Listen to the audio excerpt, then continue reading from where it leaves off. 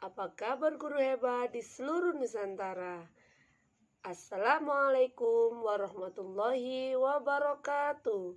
Saya Wiwi Lailatul Fikriah, guru SDN Mojo Tamping, calon guru penggerak angkatan 5 dari Kabupaten Mojokerto. Bagaimana perasaan teman-teman setelah mengikuti elaborasi pemahaman pendidikan guru penggerak kemarin bersama Ibu Anastasia Ang dan penyelenggara pendidikan hebat lainnya dari seluruh Nusantara? Yang pastinya setiap orang memiliki pemahaman masing-masing yang berbeda-beda setelah mengikuti elaborasi kemarin. Tapi saya yakin pasti akan ada pergerakan maju baik itu di dalam pikiran maupun hati kita untuk melakukan perubahan dalam dunia pendidikan. Baik, kali ini saya akan merefleksikan dan menyimpulkan pemahaman saya terkait pemikiran pendidikan Ki Hajar Dewantara. Untuk pertanyaan pertama yaitu, apa yang saya percaya tentang murid dan pembelajaran di kelas sebelum saya mempelajari modul 1 ini. Sebelumnya, saya mempunyai mindset bahwa anak didik saya itu harus mengerti dan memahami apapun yang saya ajarkan, apapun yang saya jelaskan. Mereka juga harus selalu patuh terhadap guru. Saya masih menganut yang namanya pembelajaran yang berpusat pada guru atau biasa disebut dengan teacher-centered learning. Mengapa saya demikian?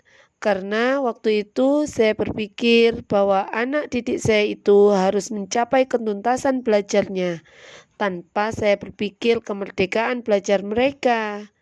Maunya cara belajar mereka yang seperti apa? Saya belum berpikir ke arah sana.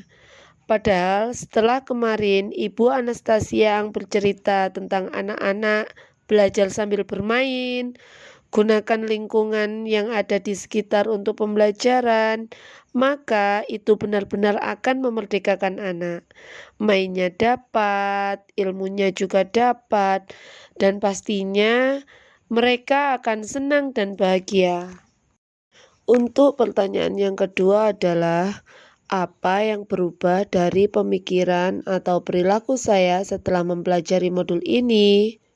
Hal yang berubah dari pemikiran atau perilaku saya setelah mempelajari modul ini yang pertama adalah merubah mindset saya bahwa guru merupakan satu-satunya sumber belajar. Apapun yang ada di lingkungan sekitar kita itu bisa dijadikan sebagai sumber belajar.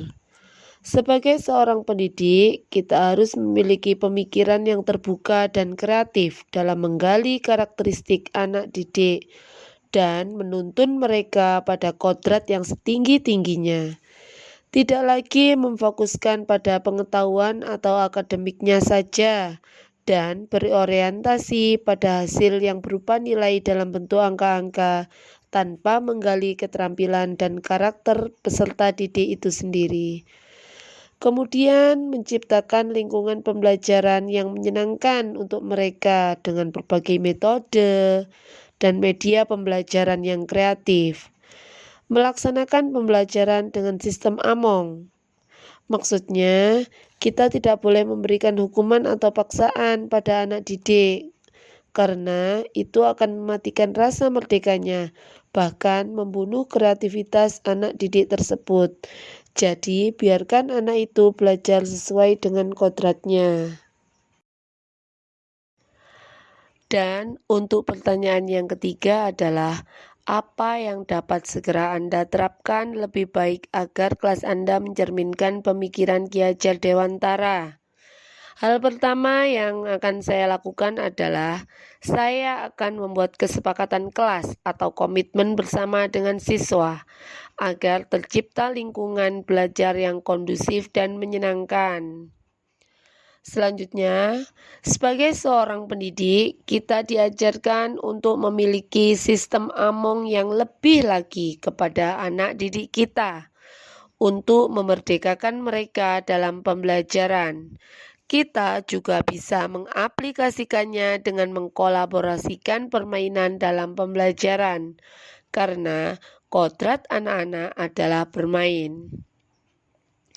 Kemudian kita harus melakukan pendidikan yang berpusat pada anak atau biasa disebut dengan student-centered learning sebagai wujud merdeka belajar.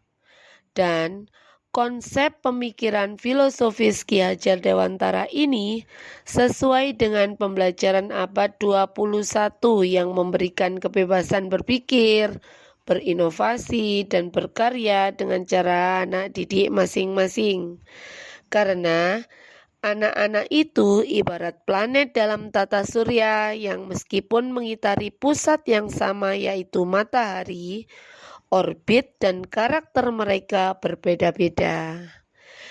Demikianlah kesimpulan dan refleksi terhadap pemikiran Ki Hajar Dewantara yang dapat saya sampaikan. Kurang lebihnya saya mohon maaf yang sebesar-besarnya. Salam guru penggerak.